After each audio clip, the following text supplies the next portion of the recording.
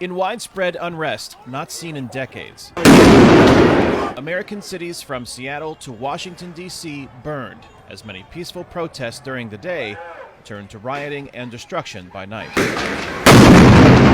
Governors in 12 U.S. states have activated National Guard troops to quell the violence and restore order. No peace! It was the latest move in a week of escalating tensions after George Floyd died in police custody.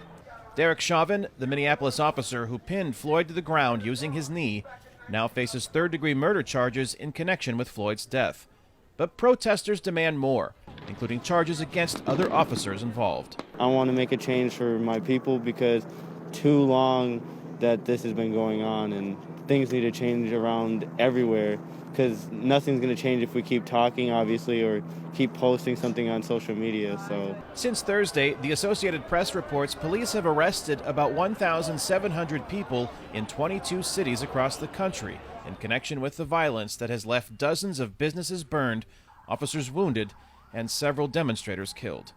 What began in response to Floyd's death in Minneapolis has also reached outside the U.S., drawing hundreds to the streets of London in a sign of solidarity with those seeking racial equality.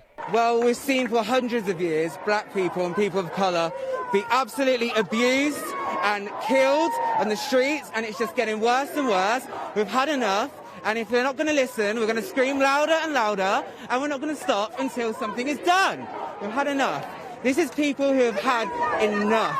It's time to make some changes. Minnesota Congresswoman Ilhan Omar represents parts of the city of Minneapolis at the epicenter of the demonstrations and says there needs to be nationwide reforms. What we are seeing, the unrest we are seeing in our nation, isn't just because of the life that was taken. It's also because so many people have experienced this, so many people have experienced injustices within our system. In prepared remarks after the successful launch of the first U.S. astronauts on a commercial spacecraft, President Donald Trump said while he supports peaceful protests, he won't tolerate lawlessness and destruction. The memory of George Floyd is being dishonored by rioters, looters, and anarchists. The violence and vandalism is being led by Antifa and other radical left-wing groups who are terrorizing the innocent, destroying jobs, hurting businesses, and burning down buildings.